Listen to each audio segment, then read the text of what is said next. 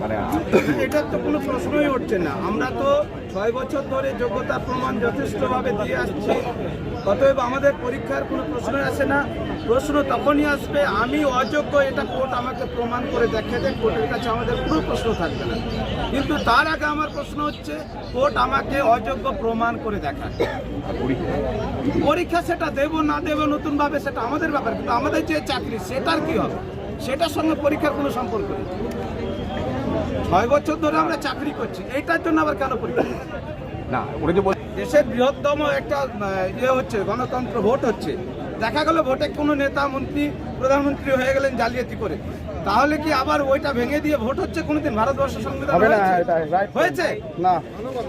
চোর গুন্ডা সব নেতা হয়ে যাচ্ছে, চুরি করে ভোট লুট করে, ইভিএম চুরি করে, ব্যালট চুরি করে নেতা সেটা আপনারা প্রশ্ন তুলছেন।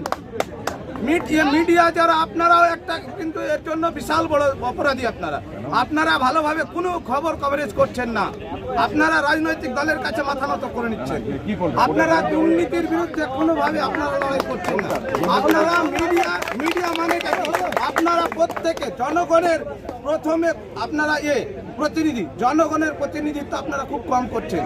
আপনারা জনগণকে শুধু প্রশ্ন করতে জানেন, কিন্তু আপনারা পাওয়ারকে আপনারা প্রশ্ন করতে জানছেন না।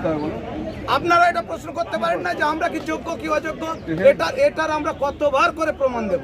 সেটাই তো প্রশ্ন তোলা হচ্ছে, সেটা আমরা কতবার করে প্রমাণ দেব? একজন হাইকোর্টের বিচারপতি উনি একটা রায় দিলেন, এবার সেটা যদি ডিভিশন বেঞ্চে বা হায়ার কোর্টে খারিজ হয়ে যায়, তাহলে উনার যোগ্যতার প্রমাণটা কে দেবে? উনি তাহলে টুকে পাস করেছেন। আমি গ্যারান্টি দিয়ে বলতে পারি আজকে ভারতবর্ষের যিনারা জজ দালালি করছেন কেন? আজকে আপনি জজ আছেন, আপনি সেই আইন ব্যবস্থাকে কলঙ্কিত করে আপনি কালকে পার্টিতে জয়েন করছেন, কালকে বিভিন্ন দলের নাম লিখাচ্ছেন। এটা কিসের জন্য হচ্ছে? এটা গণতন্ত্রকে ধ্বংস করার একটা সব থেকে বড় ষড়যন্ত্র।